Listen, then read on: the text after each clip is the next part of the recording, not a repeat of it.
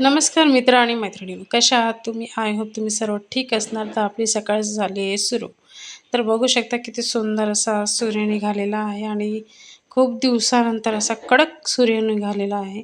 तर म्हटलं चला तुम्हाला पण सूर्यदेवताचे दर्शन करावे. तर आपले साहेब इथं झोपलेले आहेत. सकाळचे वाजले 6 आणि खूप सुंदर असं वातावरण दिसत होतं. बघू शकता सूर्याची डायरेक्टली किरणं किचनमधून डायरेक्टली फिश टँकमध्ये जातात. तर बघू शकता आपले फिश कसे चिलबिल-चिलबिल करत आहात. खूप सुंदर असं दिसत होतं वातावरण.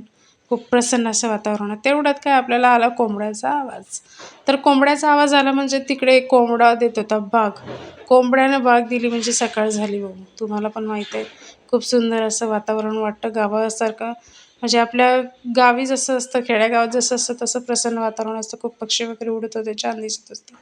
भारी वाटत होतं वातावरण. तर म्हटलं चला आपण पण थोडंसं सूर्यप्रकाश घेऊयात. खूप दिवसानंतर सूर्यप्रकाश आले, त्याची किरणं आपण घेऊया. त्याच्यामधून vitamin C, vitamin D J काही असेल असं जीवनसत्वे जे काही तत्वे असतील ते आपल्याला भेटावे. मग आम्ही निघालो ऑफिससाठी. ऑफिसकडे निघतानाच रस्त्यानं भली मोठी रांग होती. कशाची? तर ट्रॅफिकची. तर ट्रॅफिक बघू शकता किती सारे ट्रॅफिक. तर ट्रॅफिकमधून रस्ता काढत कसेबसे आम्ही ऑफिसमध्ये 11 वाजेपर्यंत पोहोचलो. 10ची शिफ्ट 11ला पोहोचलो. तर पोहोचले बघू शकता ऑफिस. मग आम्ही ऑफिसला पोहोचलो. ऑफिसमध्ये पोहोचल्यावर मग मला दिला आमच्या उज्ज्वला मॅडमनी हा टिफिन. मला म्हटले, "हा घे ब्रेकफास्ट." म्हटलं, "हा ब्रेकफास्ट?"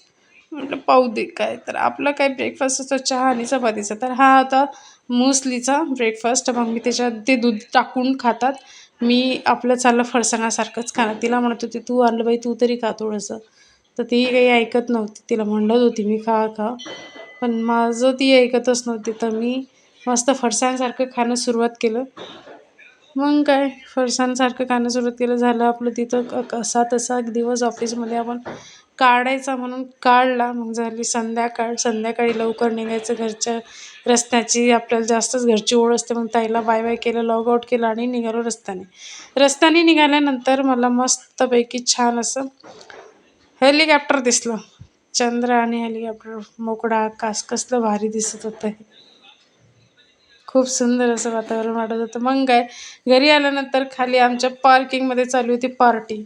बघू शकता आपल्या ताई, शिवकन्याताई कशा भाकरी करतायत. मस्त बाजरीच्या भाकरी करतात. तर पार्टी केली होती आज बिल्डिंगमध्ये. छान वाटत होतं. चिकन, मटण ज्याला जे लागतं ते त्यांनी खावावं असं होतं. मस्त ताई भाकरी करत होत्या. गरम-गरम भाकरी होत्या, चपात्या पण होत्या.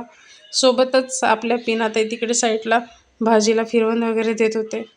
सुंदर असं वाटत होतं. वातावरण खूप मस्त. आज सरप्राईजच भेटत होतं कारण की सकाळी आमच्या उज्ज्वला मॅडमनी मला ब्रेकफास्ट दिला.